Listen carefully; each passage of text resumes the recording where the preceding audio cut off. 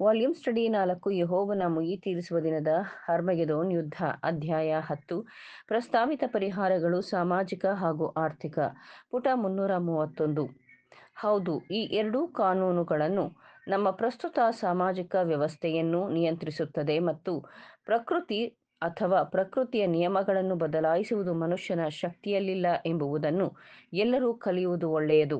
ಆದ್ದರಿಂದ ಪ್ರಸ್ತುತ ಸಾಮಾಜಿಕ ಪರಿಸ್ಥಿತಿಗಳನ್ನು ದುರಸ್ತಿ ಮಾಡುವುದಕ್ಕಿಂತ ಹೆಚ್ಚಿನದ್ದೇನನ್ನೂ ಮಾಡಲು ಅಸಾಧ್ಯ ಮತ್ತು ಅವುಗಳನ್ನು ತಾತ್ಕಾಲಿಕವಾಗಿ ಸ್ವಲ್ಪ ಸುಧಾರಿಸಲು ಪರಿಪೂರ್ಣ ಆದರ್ಶ ಸಮಾಜಕ್ಕೆ ಅಗತ್ಯವಿದೆ.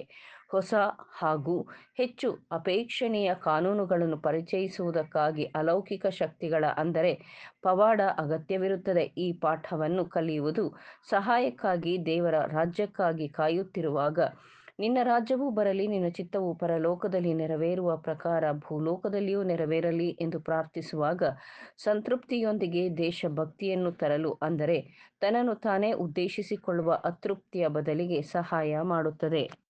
ಮುಂದಿನ ಶೀರ್ಷಿಕೆ ಏಕರೂಪದ ತೆರಿಗೆಯ ಪರಿಹಾರ, ದ ಸಿಂಗಲ್ ಟ್ಯಾಕ್ಸ್ ರೆಮಿಡಿ. ನಿಸ್ಸಂದೇಹವಾಗಿ ಅವರು ಕಮ್ಯುನಿಸಂ ಮತ್ತು ರಾಷ್ಟ್ರೀಯತ್ವ ಹಾಗೂ ಸಮಾಜವಾದದ ಪರಿಣಾಮಗಳನ್ನು ನೋಡಿದ ಕಾರಣ ಮೇಲೆ ಸೂಚಿಸಿರುವಂತೆ ಮಿಸ್ಟರ್ ಹೆನ್ರಿ ಜಾರ್ಜ್ ಅವರು ಏಕ ತೆರಿಗೆ ಸಿದ್ಧಾಂತ ಅಂದರೆ ಏಕರೂಪ ಕಂದಾಯ ಎಂದು ಕರೆಯಲ್ಪಡುವ ಕೆಲವು ಅರ್ಹತೆಯ ಯೋಜನೆಯನ್ನು ರೂಪಿಸಿದರು. ಇದು ಸಮಾಜವಾದದ ವಿರುದ್ಧವಾಗಿದೆ. ಕೆಲವು ವಿಷಯಗಳಲ್ಲಿ ಅದನ್ನು ಸಮಾಜವಾದದ ವಿರುದ್ಧ ಎಂದು ಹೇಳಬಹುದು. ಇದು ಅನೇಕ ಪ್ರಮುಖ ಲಕ್ಷಣಗಳಲ್ಲಿ ವ್ಯಕ್ತಿವಾದದ ಸಿದ್ಧಾಂತವಾಗಿದೆ. ಇದು ವ್ಯಕ್ತಿಯನ್ನು ತನ್ನದೇ ಆದ ಪಾತ್ರ, ಪ್ರಯತ್ನಗಳು ಮತ್ತು ಪರಿಸರದ ಸಂಪನ್ಮೂಲಗಳಿಗೆ ಬಿಡುತ್ತದೆ. ಸೃಷ್ಟಿಕರ್ತನ ಸಾಮಾನ್ಯ ಆಶೀರ್ವಾದ, ಗಾಳಿ, ನೀರು ಮತ್ತು ಭೂಮಿಯನ್ನು ಹಂಚಿಕೊಳ್ಳಲು ಇದು ಪ್ರತಿಯೊಂದಕ್ಕೂ ಅವಿನಾಭಾವ ಹಕ್ಕನ್ನು ಕಾಪಾಡುತ್ತದೆ. ಅದರ ಹೊರತಾಗಿಯೂ ಇದು ಪ್ರಸ್ತುತ ಸಾಮಾಜಿಕ ವ್ಯವಸ್ಥೆಯ ಅತ್ಯಂತ ಕಡಿಮೆ ನೇರ ಬದಲಾವಣೆಯನ್ನು ಪ್ರಸ್ತಾಪಿಸುತ್ತದೆ.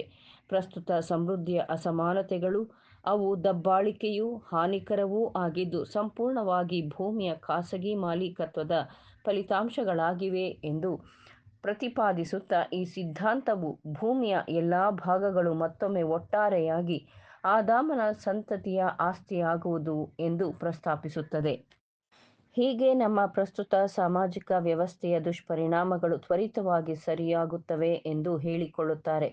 ಅದು ಪ್ರಸ್ತಾಪಿಸುವುದೇನೆಂದರೆ, ಭೂಮಿಯ ಈ ಮೂರು ಹಂಚಿಕೆಯನ್ನು ಮಾನವ ಕುಟುಂಬದ ನಡುವೆ ಪ್ರಮಾಣಕ್ಕನುಗುಣವಾಗಿ ವಿಭಜಿಸುವುದರ ಮೂಲಕ ಸಾಧಿಸಲಾಗುವುದಿಲ್ಲ, ಆದರೆ ಎಲ್ಲವನ್ನೂ ಒಂದು ವಿಶಾಲವಾದ ಸ್ಥಿರ ಸ್ವತ್ತು ಎಂದು ಪರಿಗಣಿಸಿ ಮತ್ತು ಪ್ರತಿಯೊಬ್ಬ ವ್ಯಕ್ತಿಯೂ ತನಗೆ ಬೇಕಾದ್ದನ್ನು ಬಳಸಲು ಗೇಣಿದಾರನಾಗಿ, ಅಂದರೆ ಹಿಡುವಳಿದಾರ, ಅನುಮತಿಸುತ್ತಾನೆ.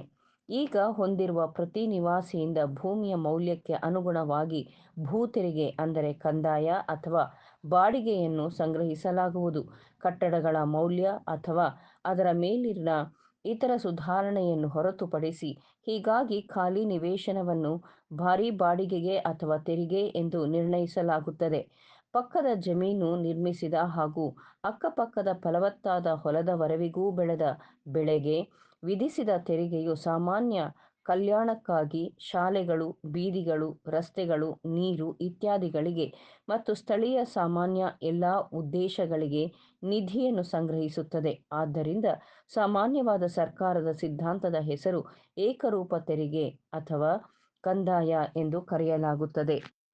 ಇದರ ಸಹಜ ಚಲನೆಯ ಪರಿಣಾಮವು ಈ ಊಹಾತ್ಮಕ ಉದ್ದೇಶಗಳಿಗಾಗಿ ನಡೆಯುತ್ತಿರುವ ಸಾವಿರಾರು ಪಟ್ಟಣಗಳು ಮತ್ತು ಬಂಜರು ಭೂಮಿಗಳನ್ನು ವಾಸ್ತವವಾಗಿ ವಸಾಹತುಗಳಿಗೆ ಮುಕ್ತವಾಗಿ ತೆರೆಯಲಾಗುತ್ತದೆ, ಏಕೆಂದರೆ ಎಲ್ಲ ತೆರಿಗೆಗಳನ್ನು ಒಟ್ಟಾಗಿ ಕ್ರೋಢೀಕರಿಸಿ ಜಾನುವಾರುಗಳು, ಯಂತ್ರೋಪಕರಣಗಳು, ವ್ಯಾಪಾರ ಮತ್ತು ಪ್ರತಿಯೊಂದು ರೀತಿಯ ಅಭಿವೃದ್ಧಿಯೊಳಕ್ಕೆ ಸ್ಥಳಾಂತರಿಸಲಾಗುವುದು ಮತ್ತು ಎಲ್ಲವನ್ನೂ ಭೂಮಿಯ ಮೇಲೆ ಕೇಂದ್ರೀಕರಿಸಲಾಗುವುದು.